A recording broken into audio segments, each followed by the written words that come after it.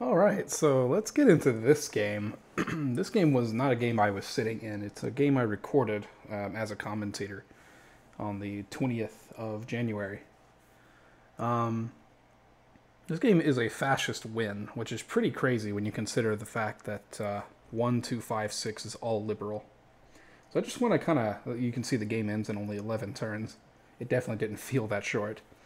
Um, I just want to kind of go into why the fascists win this game and how liberals could have maybe gotten out of this situation a little bit better. So without further ado, let's go ahead and see what the first gov does. As expected, it's RBB, and then 2-6. So here's a good first stopping point. So 2 claims conf on red, red, red. All right, you might wonder, like, why would a liberal ever do this? This is called fake conflicting. And it's fine as long as you later state that it is a fake conflict, you know?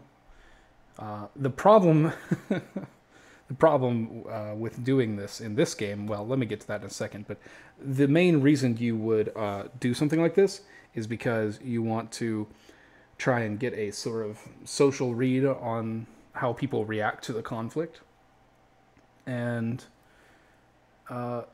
as 2 even states in the game, he really didn't get a good read because these people are too high or low for that kind of thing. Anyway, it really sucks, by the way, for libs that 2-6 is lib-lib. That's the optimal situation. So here's why this is bad.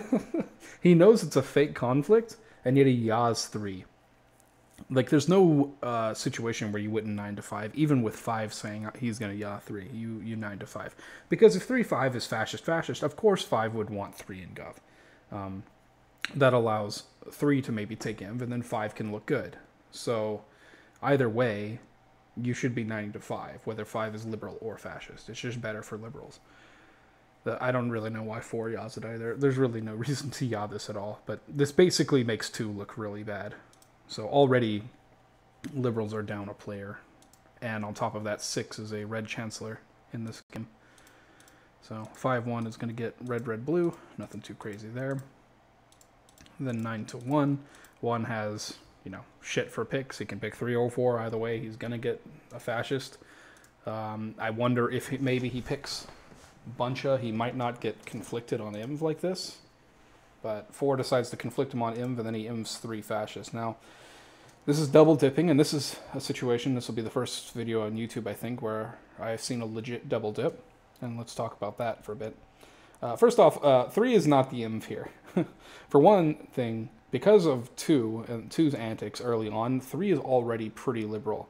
And because you're in conflict in seat 1, even if you Inv 3 and he turns out to be fascist in this game, and it's legitimate, it's just going to look bad for you. Like, it's not helpful for the liberal team. I think a better play would have been to Inv 6. There was pressure in the game through the text chat to Inv 6, and that allows you to at least get a liberal backhand.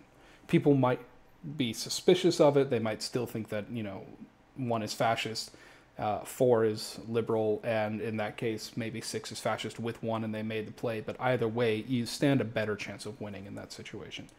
And that's just about, using your inv to increase your win rate rather than throwing it away like this, even though 3 is indeed fascist. Because at the end of the day, this next vote shows, 2 gets 9'd, and once that happens, you're allowing one of your own conflicts in gov. I have no idea why 4 yaws 2 here. That makes no sense at all to me. I think that 1 nining also was mentioned as like him outing as fascist, basically. Like, you have to recognize that when you Inv 3 fascist there, you only have 1 other person that you can play. And if 2 is fascist and the rest are all liberal, then you know that 2 can't SE a fascist. So that should be positive for you. He should have yawed. I think he was scared that 2 was universally getting 9'd. If it's like 1-2-6 yawing and Cucumber is the solo lib 9ing 2, that might look bad. But, at the end of the day, you can only try. And this is giving up, This is the best play for you possible, is to yaw 2 here. And he nines. So at this point, liberals are now down 2 liberals. And that makes the fascist all look pretty good. especially 7. Buncha gets the 3 reds and he claims red, red, red, and that's the correct play because that allows him to say that 7 is... It allows basically the fascist to make 7 look as good as possible.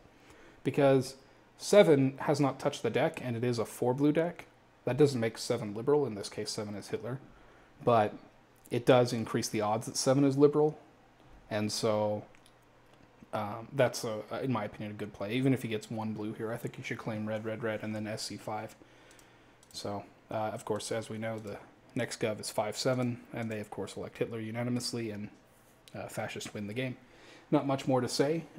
Pretty short analysis video for a pretty entertaining game, I would say. I would definitely recommend, if you haven't already, to watch the actual video. The chats in this game were very illuminating on how not just how to have fun playing the game, but also how to win the game as fascist as well. And at the end of the day, fascists won, and it was mostly because fascists were able to feed on the poor play of 1 and 2. So, with that, I'll leave you. Goodbye.